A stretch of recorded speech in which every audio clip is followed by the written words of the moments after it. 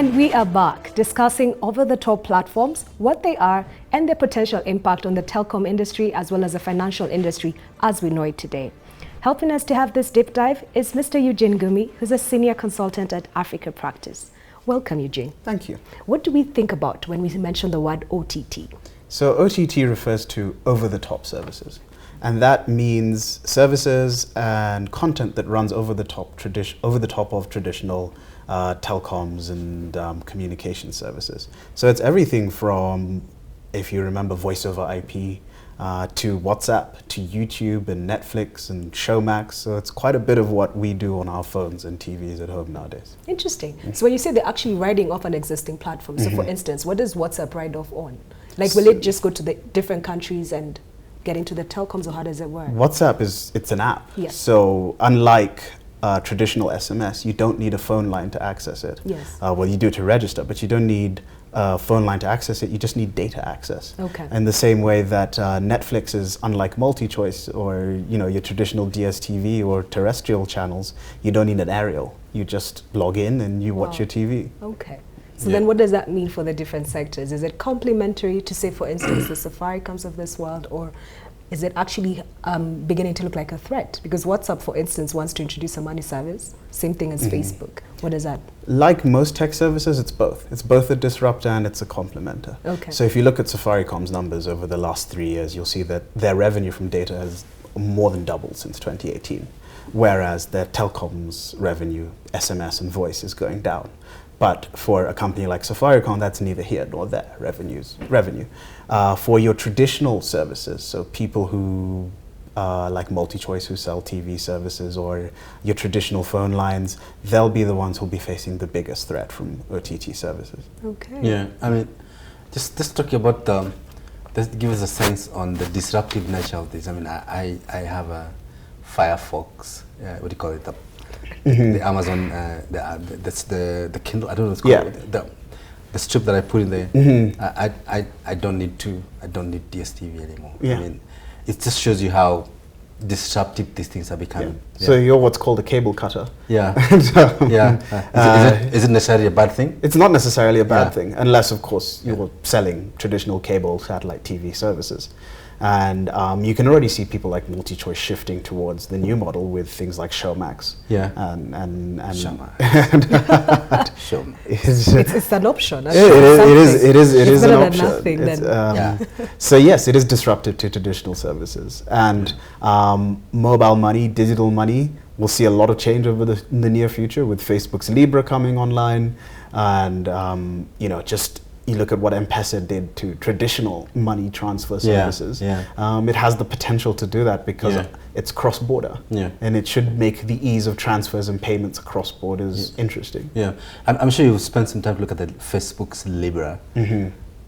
How disruptive can Libra be in the payment world? Well, it's an interesting one because we don't know. Yeah, it's like grey area. It's a very grey area. Yeah. Okay. It depends on regulators. Yeah. And you've already seen regulators like the Australian Reserve Bank come out and say they're going to take a very close look at this and they're not convinced. Whereas other regulators like the ECB in London is saying, they're all about tech disruption, and if this comes into the market, they're okay with it. And you talk about regulation, actually very interesting. Christine Lagarde has been nominated to be the next in line, the next heir apparent to Mario Draghi. Christine Lagarde is a champion of mobile payments, and in this year's IMF spring meetings, the theme of the meeting was actually about mobile payments, technology-driven payments. You think that, and you're just saying that ECB is saying they're quite responsive. They're actually they will be very receptive, and they will begin to look at how this thing works and promote it.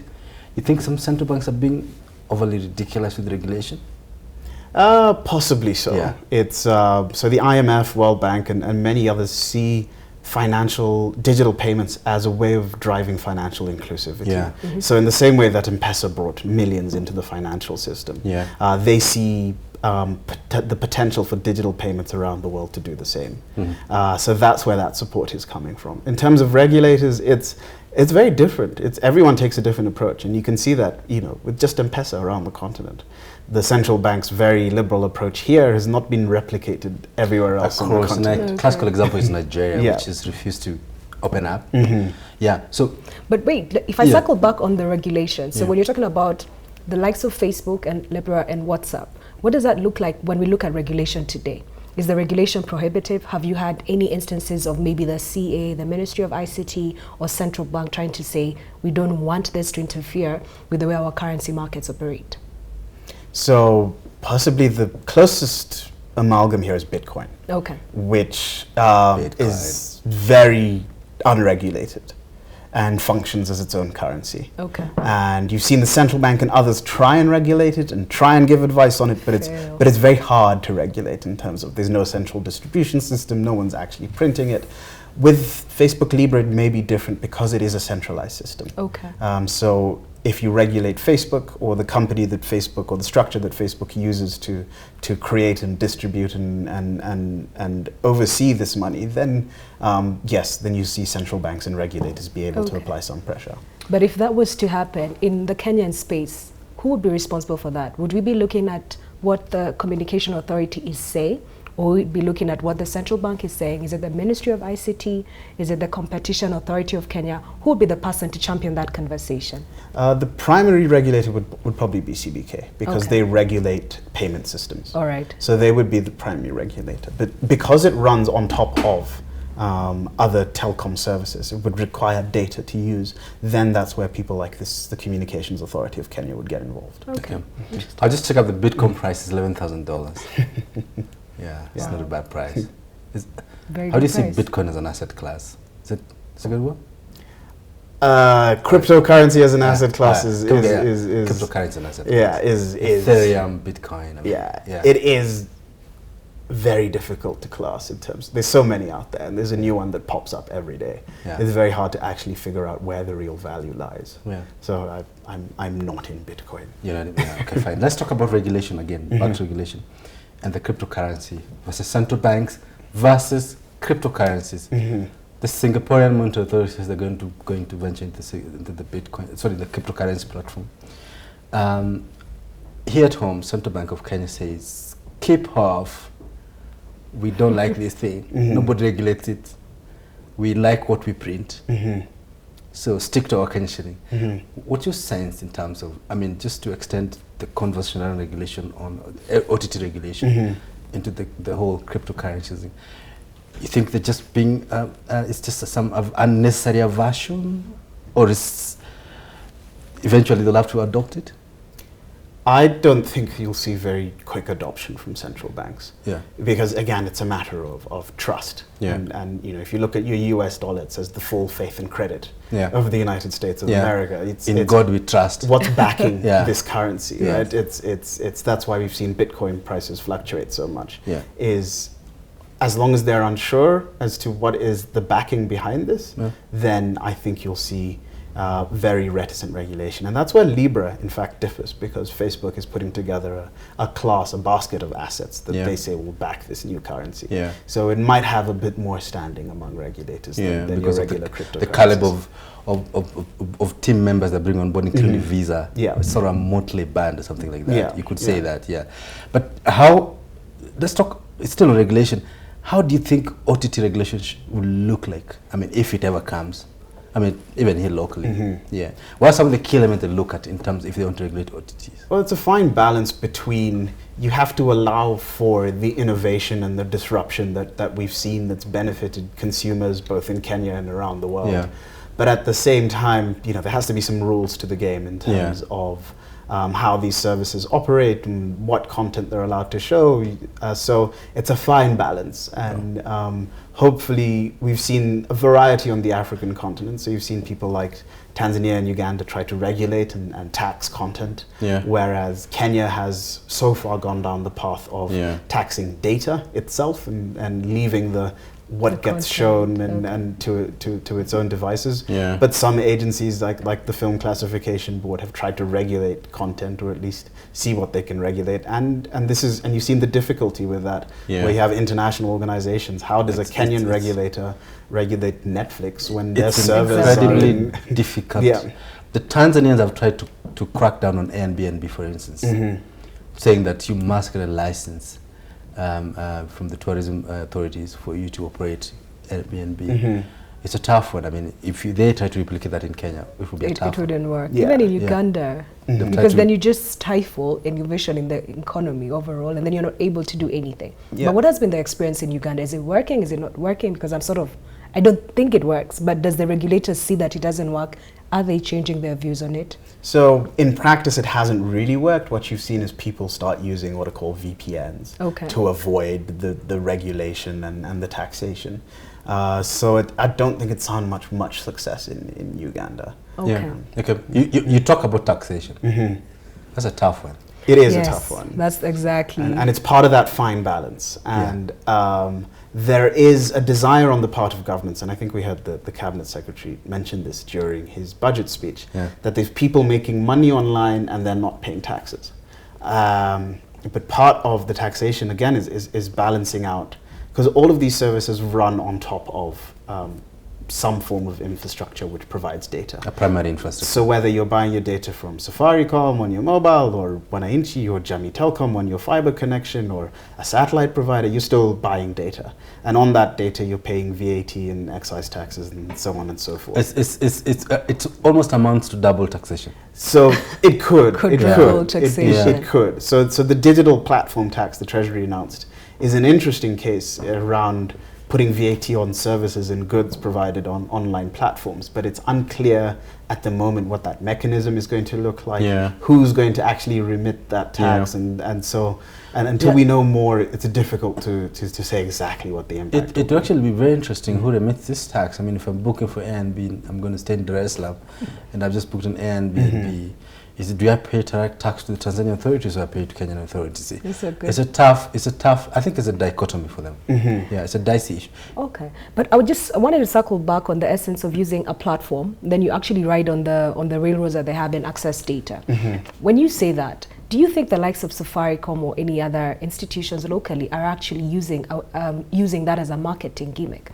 Not a marketing gimmick, as a way of enhancing the value proposition for their customers? Because when you say you can actually ride on the data platform, we see Safaricom saying increase your usage, and they're always promoting YouTube and things like that, which I think is a way of them collaborating and saying we can't fight this, let's find a way to do it. But then I haven't seen anybody else doing that. What are people doing? What are the companies doing? Well, a lot of ISPs are doing that, signing agreements with content providers to make sure that their content can be accessed on demand. And, and you may have noticed your Netflix got a bit easier. Yes, it did. And it's quicker. Yes. So that's what's behind that. Wow. Is ISPs and content providers signing agreements. But what you're saying in terms of, you don't buy data for the sake of having data on your phone, right? You buy it to use it for something, whether it's to watch videos or access other types of content. Okay. So Safaricom and their peers as ISPs very clearly recognize that OTT services are a driver of content consumption and thus data consumption, which is their product. So they're very happy to work with content providers. So in one way, Safaricom has found a sweet spot when it comes to OTT. Is there a sweet spot for the banks on WhatsApp, on Facebook? Possibly. Well, and in many ways, they already ride on top of, if you look at digital banking, both data and M-Pesa, in terms of those two provide two core services, or transactional and data that they can use to provide their own services. All right. So in terms of OTT services, I think you could call digital banking, digital lending an OTT service, because it rides on top of other services, yes. All right, interesting. But then the penetration there is not as much. I'm imagining when WhatsApp allows for payments, then the issue is the CBK as the regulator, because maybe Coop Bank may not be able to do it, but then a digital lender like Thaler can be able to ride on that platform. EUGENE, WhatsApp, a WhatsApp payment platform, that would be a big game changer. It could be. Yeah. So I don't know if you've been to China recently, but you'll see that everybody pays for everything with WeChat. And so that's their transaction. That's their transaction platform. And then, in other markets, you have Apple Pay, you have M-Pesa in our case, you have people like transaction companies like Visa and MasterCard looking to get into that space, and they're of course part of Libra. So will Libra use, for instance, the Visa QR codes as payment?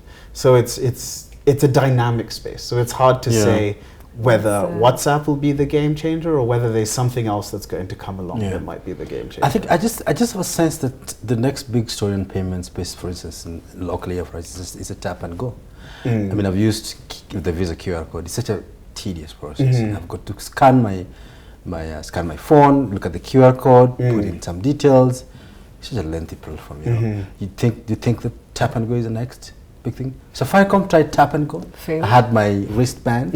I had the card. I still You have had the the card, card. right? I go to places and they say you can use tap and go, but then it just says that you can't. What's up tap and go? I mean, you don't think, I'm in the markets, I talk about tap and go as a next big story in payments.